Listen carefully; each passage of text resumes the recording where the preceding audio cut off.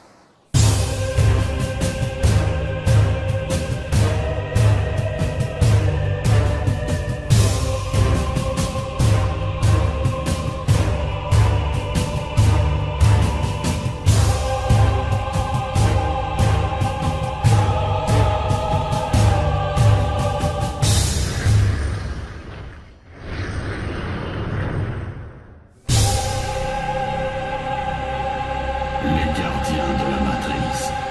Prochaine. Donc, les gardiens de la matrice, alors on avait suivi le projet, hein, pour ceux qui s'en souviendraient, on avait suivi le projet KKBB, on avait soutenu Michel dans son projet, que tu avais finalement réussi à dépasser. Alors, tu n'avais pas demandé beaucoup non plus, mais tu avais réussi à dépasser Ouais, bien ce que passé, tu ouais, avais c'est demandé. demandé en fait. Ouais, ouais, tout à fait, Voilà. parce que je me disais Et, 900, et on est arrivé à 1100 et quelques, presque 1200 je crois. c'est ça. Bon, moins c'est les frais que récupère KKBB ou Ulule, je sais pas sur Ouais, ouais. dessus. Finalement, t'en as fait quoi de cet argent? Ça t'a permis de faire quoi? D'acheter de nouveaux plugins pour la musique, parce que il manquait certains plugins en fait, surtout des chants pour faire la musique. Donc c'est des chants en fait qui sont joués par synthé. Mhm. Donc ce sont des samples en fait de personnes et puis quand vous entendez la petite musique même dans l'introduction, donc ça c'est fait par synthé, c'est pas une vraie personne qui le chante et c'est joué carrément. Donc il me manquait d'autres plugins parce que je voulais vraiment des chœurs un peu bon qui donnent vraiment de la consistance un peu à la Star Wars, ça fait bien quoi. Donc il me manquait quelques trucs comme ça. J'ai aussi acheté de la RAM parce que moi j'ai un ordinateur qui est pas mal, mais pour la vidéo c'est tellement gourmand, enfin, tu sais ce que c'est quoi. Il faut vraiment du matériel puissant. Ouais, c'est ça. Et si tu nous rappelles en quelques mots, donc l'histoire du film alors. Oui, alors c'est Même si l'histoire. on l'a vu à travers le teaser, mais voilà, Oui, rappelle-nous toi. de résumer, ouais, tout à fait. Donc c'est l'histoire d'une femme qui vit avec sa fille.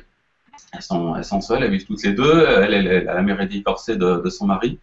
Et puis donc là, elles s'entendent pas super bien. La fille fait une fugue et elle va être confrontée donc à un phénomène paranormal. Et donc tout au long de l'histoire, elles vont essayer de retracer ce qui s'est passé, essayer de comprendre ce qui s'est passé cette journée-là, parce qu'en fait elles vont avoir des temps manquants Donc tout est basé en fait sur des témoignages réels. Hein. Donc j'ai essayé de ne pas faire, comme je l'avais dit l'autre fois lors de l'interview, de ne pas faire du cinéma hollywoodien avec des explosions d'indépendance day, avec des aliens exterminateurs. Donc c'est pas du tout l'idée. L'idée c'est de se rapprocher le plus possible des témoignages réels. Parce que je trouvais que justement dans le cinéma, c'est ce qui manquait, c'est que c'est toujours grandiose avec des super vaisseaux, etc. Mais je voulais quelque chose qui se rapproche le plus de la réalité possible. Voilà. D'accord. Alors là, j'étais en train de chercher pendant que tu discutais Ouais. de ta chaîne YouTube, parce que ce qui est marrant, c'est qu'on a attaqué l'émission avec Guillaume en parlant de son côté, de son côté artiste punk rock et son groupe Pentagram. Et toi aussi, tu es un musicien. Oui, oui. Et tu as aussi un groupe de rock, il me semble. Ouais, tout à fait, qui s'appelle Angel Norman. Voilà, c'est ça, c'est Angel Normal. Voilà. Bon, Et bah, d'ailleurs, dans le film, il y a une musique que j'avais composée il y a 1 ou 2 ans avec mon groupe, que j'ai inclus aussi dedans. Mais sinon, tout le reste de la musique, c'est moi qui l'ai composé. Donc c'est pour ça aussi que le projet a duré très très longtemps, parce qu'il y a toute la partie tournage, toute la partie effets spéciaux, toute la partie composition musicale. Et là, quand je dis que je suis soulagé, je suis vraiment soulagé parce que j'en pouvais plus. Parce que bon, je fais tout ça en plus de mon travail. Donc, dès que j'avais fini mon travail, le soir, c'était pour travailler sur le film. Et, ouais, c'est ça, c'est ça hein, ton groupe, hein, Angel Norman. Tout à fait. Ouais. Donc, vous tapez Angel Norman sur YouTube et vous retrouverez ce que fait Michel. Et donc, alors, maintenant, très concrètement, concernant ce film documentaire, pour ceux qui souhaitent l'acheter, comment ça se passe? Alors, il est en vente sur Vimeo On Demand. Donc, il est disponible soit là, soit achat. Donc, vous pouvez le télécharger et puis le conserver à vie. Donc, il est disponible depuis avant-hier soir.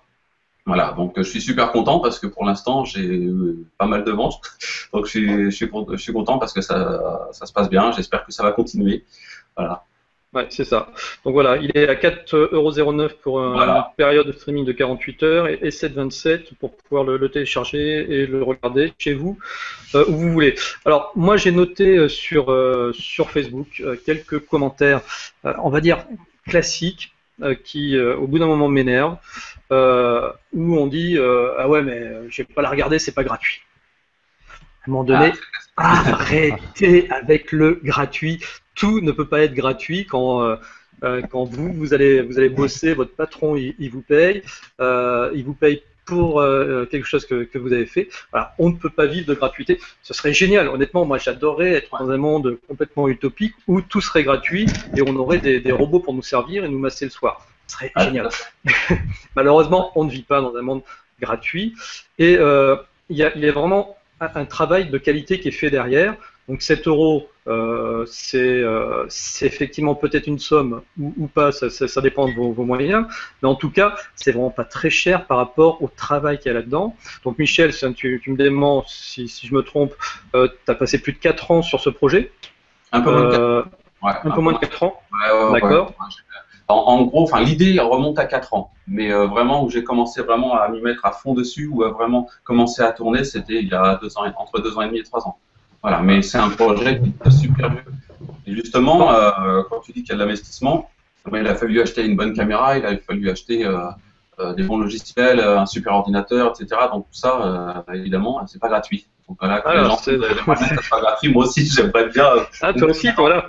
Une caméra gratuite, des plugins gratuits, ça serait le top. Et puis quand on voit honnêtement, moi je trouve la qualité on l'a vu hein, sur la bande-annonce, la qualité des effets spéciaux. Quand on se dit bon, ce mec-là, il a fait ça dans son garage entre guillemets. Hein, voilà, c'est juste énormissime. Et donc avec des moyens qui sont limités. C'est clair que tu n'avais pas 4 millions d'euros pour pouvoir faire ça, sinon ça aurait été génial.